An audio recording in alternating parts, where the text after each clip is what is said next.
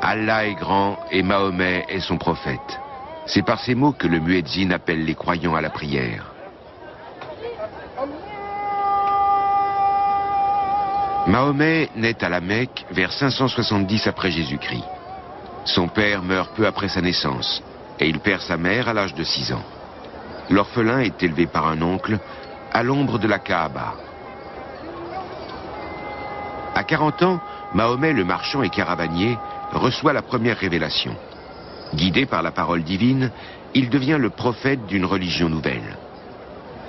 Mahomet s'attaque alors au polythéisme païen des habitants de la Mecque. Il débarrasse la Kaaba des idoles vénérées en son sein. Cette purification de la Kaaba est aujourd'hui encore commémorée rituellement 2 fois par an par la Maison royale d'Arabie Saoudite. En 1932, les rois saoudiens ont conquis, à l'issue de plusieurs guerres, l'ensemble de la péninsule arabique.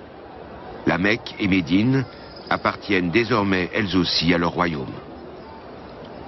Sur ces images d'archives des années 30, des pèlerins perpétuent leurs cérémonies religieuses à la Mecque et dans ses environs. Un témoignage intemporel.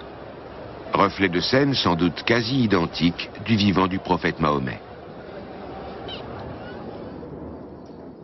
À partir de l'an 610, les révélations divines faites à Mahomet donnent lentement naissance à une nouvelle religion, qui présente d'évidents parallèles avec le judaïsme et le christianisme.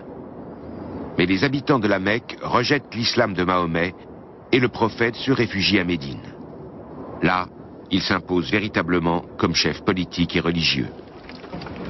Après de nombreuses batailles contre les habitants de la Mecque, c'est en combattant victorieux qu'il rentre dans la ville en 630.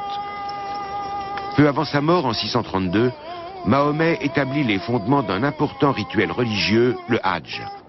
Tout musulman doit au moins une fois dans sa vie accomplir ce grand pèlerinage à la Mecque et dans ses environs.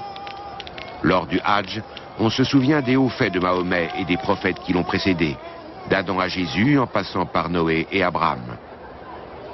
Dans la tradition musulmane, Mahomet est le sceau des prophètes, l'ultime messager de Dieu. Quant au Coran, qui regroupe les révélations célestes faites à Mahomet, il est la parole intacte d'Allah.